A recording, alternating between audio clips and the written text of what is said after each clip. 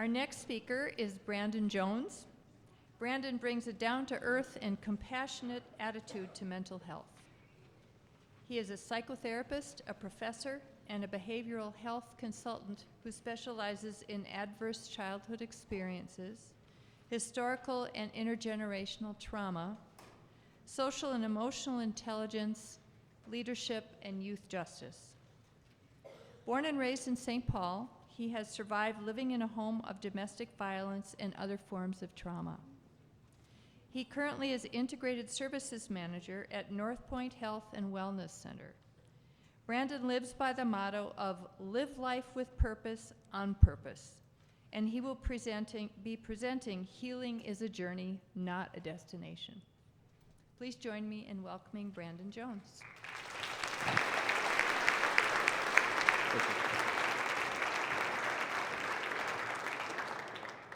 All right, greetings. Hello. I am Brandon Jones, as you heard, psychotherapist, professor, behavioral health consultant. I'm a black male therapist, which means I'm a unicorn. We barely exist.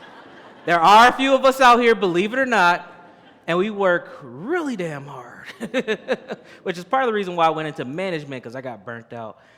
But I also teach. I teach grad school at Metro State in the occurring disorders program, and I teach undergrad at Century College in the psychology department.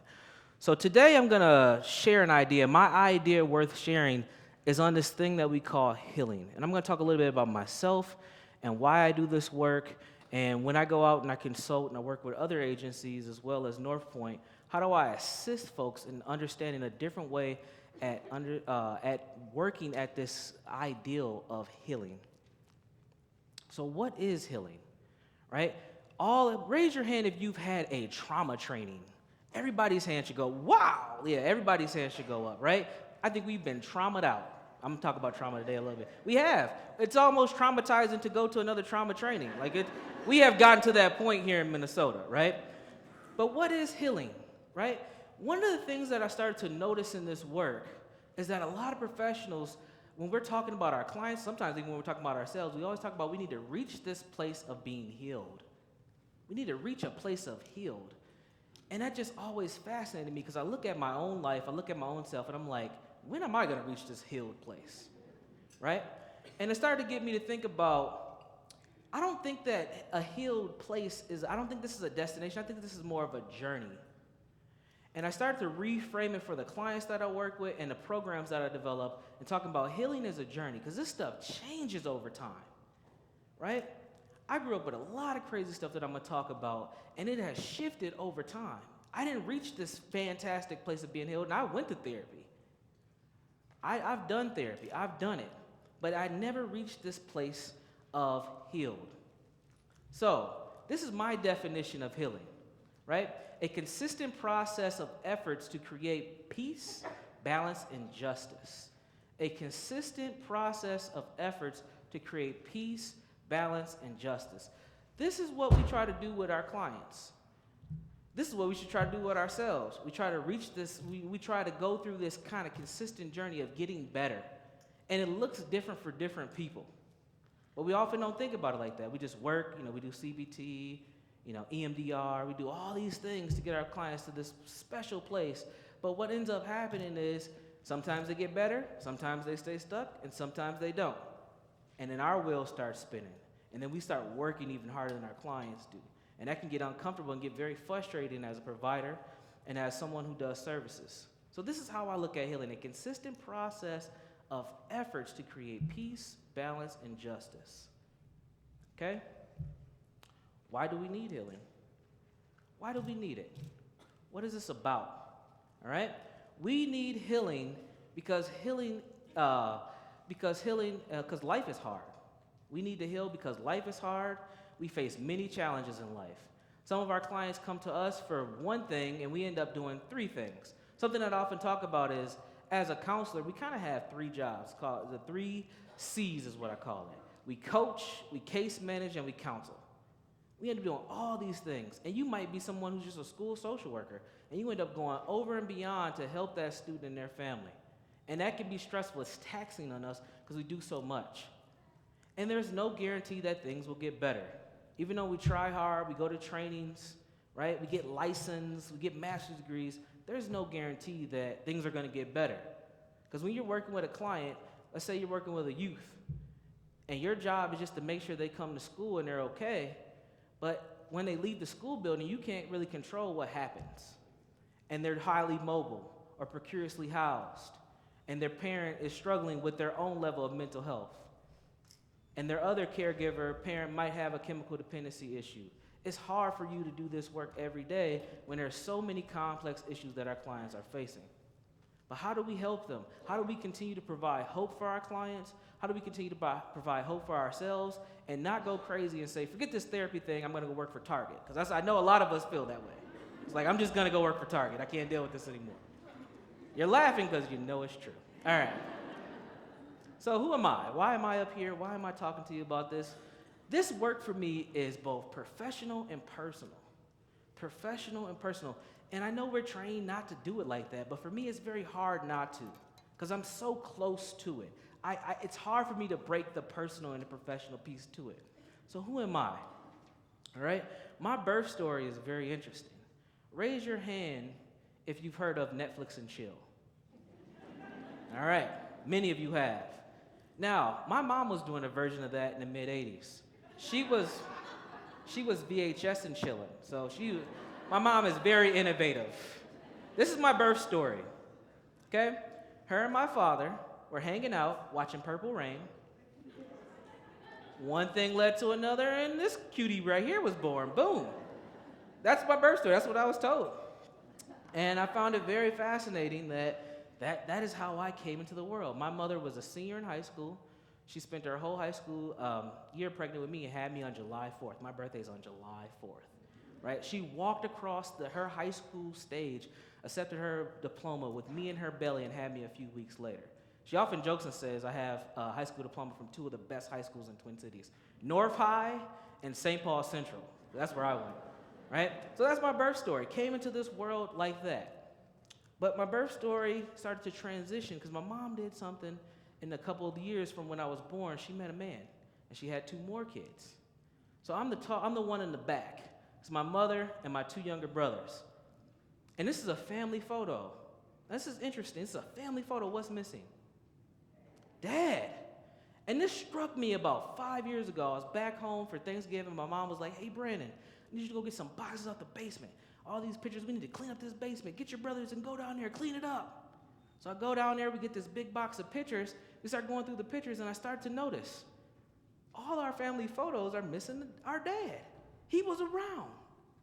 But all these, and these are the photos that we used to go to Sears over in St. Paul that's closing. This is a Sears photo, believe it or not. All right? We used to go to Sears every year and do family photos, but I never noticed he was not in any of them. It just blew my mind. But he was there, and I remember him because he was very abusive. And I used to think, now that I'm older, I think like, what was it around this time where we go get these pictures taken that he was just not there? Like, what was that?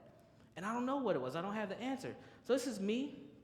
The younger boy right below me, that's my younger brother, Michael. And then the youngest one, that's my brother, Maurice. We call him Mo for short. He is a problem to this day. He's still a problem, right? But I love him to death. I'm probably closer to him than my middle brother more than anything. But something happened to me. A couple weeks before my 12th birthday, I was at my grandmother's house, my mom's mom, and she sat me down. She said, Brandon, I need to talk to you. You need to sit down and listen. Now, where I come from, when grandma sits you down, that means you're going to get your butt whooped, okay? So I was terrified, like, oh, I know I didn't do anything. And she said, no, I need you to listen to me, Brandon. And this is what she said verbatim. She said, Michael is not your dad. And your dad lives in North Minneapolis, and I'm going to take you to see him on your birthday. Now, I'm a black kid from St. Paul. When my grandma said, you're going to North Minneapolis, I thought she was trying to kill me. No joke. I had the same internalized racist thoughts of North Minneapolis as anybody else. I'm like, what the hell is wrong with my grandma trying to take me? I didn't even think that. She said, Michael's not my dad. I'm worried about my life, right? So, long story short, I end up going to North Minneapolis to meet my dad, and I get over there, again, my birthday is July 4th, barbecue, music playing, everybody's happy, no violence, nothing crazy. It was a good time. But there was one thing wrong with this time. My dad showed up super late. And he was drunk. He might have been high too, but he was definitely drunk. I knew what drunk people were at that time. And at that time, turning 12 years old, I had just started to grow a little bit of hair under my arms. I got a beard now. I had a little peach fuzz back then. I was feeling myself. I'm like, I'm a man now. I don't need to trust any men. And that's what I told myself. And unfortunately, a lot of our clients do the same thing. When they have struggles with their parents, they start to identify how they want to be as adults. I did that on my 12th birthday. I don't need a man. And I went through my whole adolescence not depending on men, period. All I depended on was women because that's all I knew. All my teachers were women. All the people who helped me were women, and that's what I focused on. Women are going to help me figure out my life. I was a nerd and an athlete at the same time. God bless me, okay? I'm serious. I was super nerdy dude. Loved documentaries and reading. Even though I couldn't read well, I would try so hard. But I had just enough athletic ability to be cool, and that helped me survive. And since I survived, it helped me get to college. I went to the University of Minnesota. I started off in pre-dentistry because my barber said, you should be a dentist, they make a lot of money. And my dentist drove a Bentley, and I used to watch a lot of music videos as a kid, and I knew what a Bentley was, and I was too scared to be a hustler or a rapper, so I said, let me see if I can be a dentist. That didn't work out very well. I got put on academic probation my first semester because I was at the University of Minnesota. I didn't play football for the Gophers, but I knew all the Gopher football players. And I hung out with them, and we were partying pretty much 4 days a week. So I got put on academic probation, all right? I was in a class called People and Problems, probably because I knew a lot of people with a lot of problems. That was the only class that I was passing, And one day in class, I was just raising my hand, answering all these questions. I was just kind of in a zone.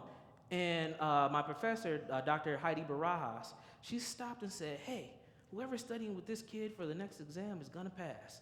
And I'm like, why did this lady point me out in this big lecture hall? So I went and talked to her afterwards, and I said, hey, I appreciate if you don't do that. She said, no, you're good at this, and you should get a PhD.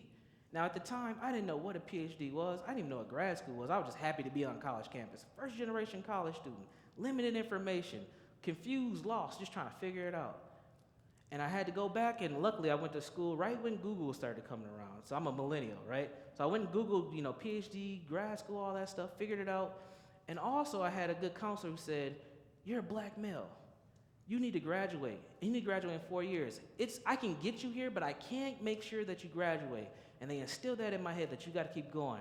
So this is what happened. I graduated in 4 years. I pushed hard. Big moment for my family. Here's me and my brothers, and we're just happy. Right? And I set a different tone for them. I set a different mode for them. What happened next was this.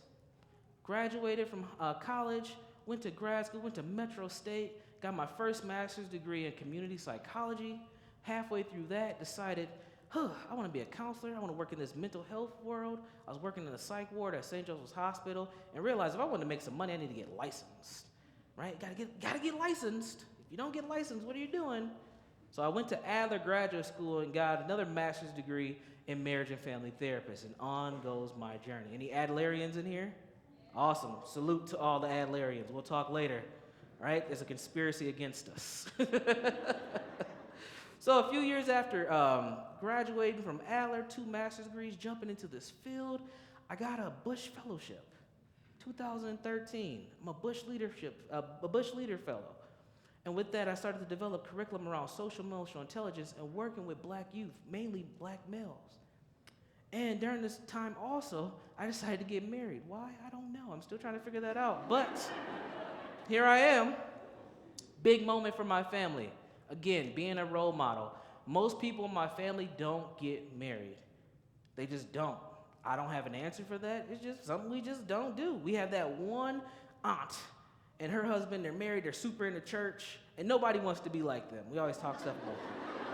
So I was like, you know what, I'm gonna get married too. I don't know about all church stuff, but I'll get married too. So this is a big moment. Another family photo. What's missing? Dad. Now it's interesting, my biological father was at my wedding. And I know I took a picture with him, I just don't know who took the picture and I can't find it. I don't know where it is, but this was a big moment. I set a tone. Then my brother, the big tall one, that's my middle brother. He's big. They're all bigger than me now, but my middle brother, he got married. And then my younger brother, he's still trying to figure it out, trying to figure out if he's going to get married too. But I set a different tone. I set a different mode.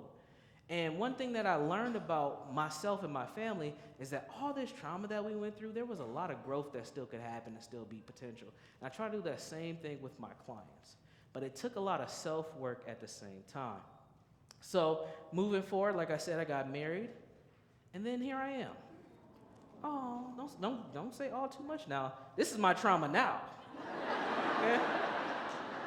Now, as beautiful as all three of these lovely ladies are, they stress me out a bit. Why is that? I did not have a foundation for what a father should be. I didn't have a foundation for what a husband should be. And I be figuring this stuff out every day. And it's stressful because I have a lot of demands on me. I'm a community person. I'm a role model. But at the same time, in my household, I'm trying to figure it out. Everybody comes to me, you're the counselor, you're the black counselor, and you're young, you know stuff, you're smart.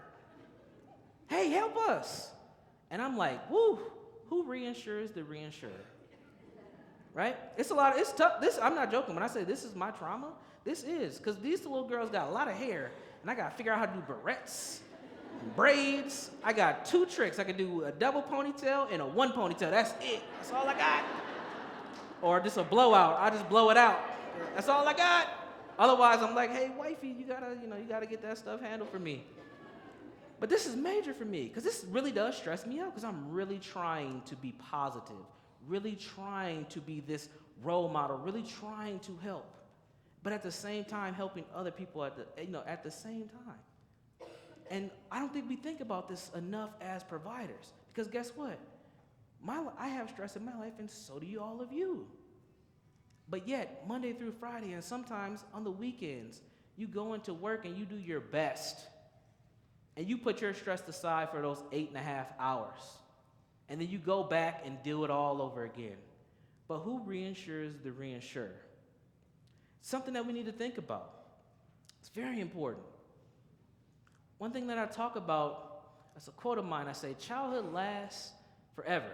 The experiences we have as children affect us for our entire lives. We can't expect the stuff that we go through to just go away.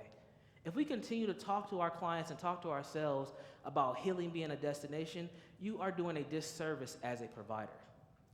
Healing is a journey. It changes over time. The stress and trauma that I went through as an 11, 12, 13-year-old boy has changed. It has manifested into who I am now as a young man, because it shows up being a dad, right? When I grew up as a little kid, I'm going to say a bad word. I'm going to just prepare you for a second. This is what I heard. Sit your little ass down. That was the phrase that every adult said to a child, including myself. Do you know how hard it is for me not to say that to my kids? Because it's like embedded in me, but I won't, because I know that I cannot continue to pass on that intergenerational trauma. Just by that one phrase, I can hurt my children by that one phrase. I can crush their self-esteem. I can have them look at their dad as an abuser or a threat, and I can diminish their hope, but I won't do it because I know how it feels to be that young kid. I know.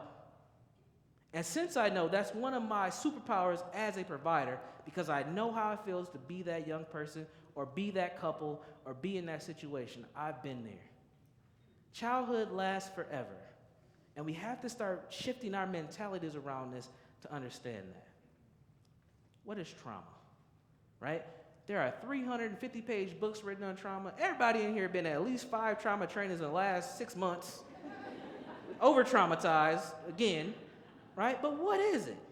When we explain it to our clients, what are we doing, right? What is it? This is how I explain it to my clients. I just keep it straight, what I call quick and dirty. A deep emotional wound. Whatever that means to them. I have clients that have been sexually assaulted, raped, robbed, beaten. And for some of them, that's not traumatic. That scares me, because I know it's traumatic. But they're so used to violence, being treated wrong, being talked to any kind of way, that is not traumatic to them. You know what's traumatic to them? Breaking up with their girlfriend or boyfriend. It's like, what? That's the biggest trauma. You know, they come into your office, what do you want to talk about today? Oh, I broke up with so-and-so. It's stressing me out. It's like, why is that stressing you out? They're not connecting those big T traumas, as we call them. they're so focused on the little t traumas because they're so used to being mistreated.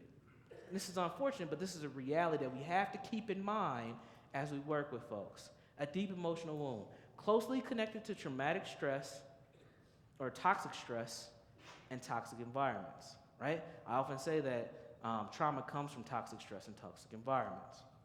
So when we're working with our clients, we have to be very mindful that the trauma that they experience to them sometimes might be normal, but they need to think about it in a different way, that it doesn't mean that it's okay that it's happened, it's just something that they're so used to.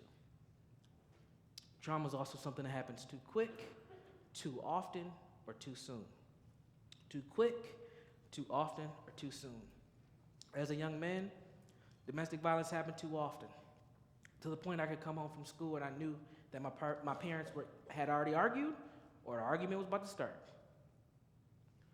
Too quick. An 8-year-old boy should never see his mother being choked with a dog chain. Okay? That's one of my traumatic memories. I don't have a lot of good memories as a child. It's very scary. I can talk about it now because I've done a lot of therapy. I've worked through all these things. But it gets very bad too soon.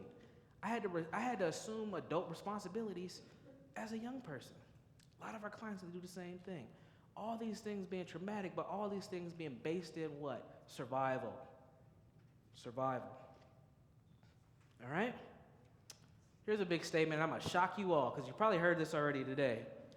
Self-care and I are getting a divorce. Me and self-care, we've been through it, and me and her are done. She's shaming, she's irritating, and she puts me in a box, and I don't like it. What do I mean by this? Raise your hand if you've done a 15-minute meditation. Keep your hand up if it lasted 15 minutes. All right. Self-care in our industry, in our field, has become a very weird concept for me. Because if you're not doing yoga, if you're not drinking the right teas, if you didn't get a Fitbit or an Apple Watch, if you're not doing the right mindfulness techniques, you suck at self-care. What is that? You suck at self-care. Now, we have been put in a self-care box. But many of us will go to what? 2-for-1 happy hour on Fridays with our coworkers. Look, I'm doing that right now. Hurry up and get off the stage. They got the drinks getting ready next door, right?